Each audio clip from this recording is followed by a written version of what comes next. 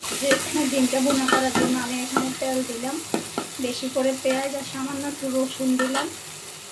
এখন এই যে ধনে গুঁড়ো, মরিচ গুঁড়ো,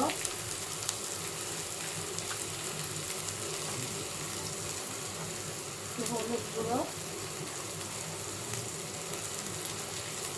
পরিমাণ মতো লবণ,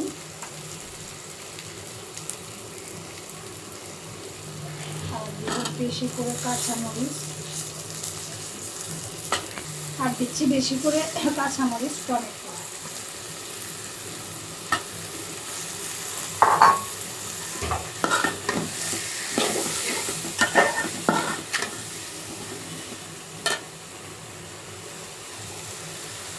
ফুটানো পানি দিয়ে আমি এটা একটু কষিয়ে নেব ভালো করে।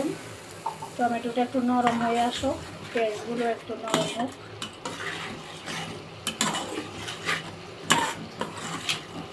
এত মজা এই ডিমের রেসিপিটা, অনেক মজা।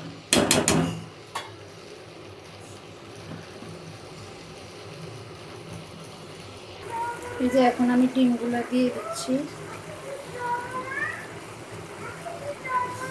না ধরিও না।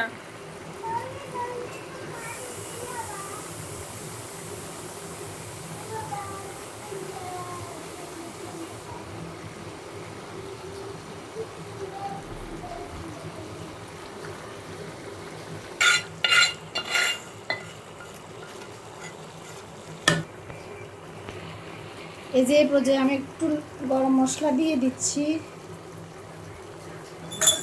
আর যদি কেউ ঝাল পছন্দ করেন তাহলে এটা দিতে পারেন, না হলে না দিলে হবে। আমি একটু চিলি ফ্লেক্স দিয়ে দিচ্ছি।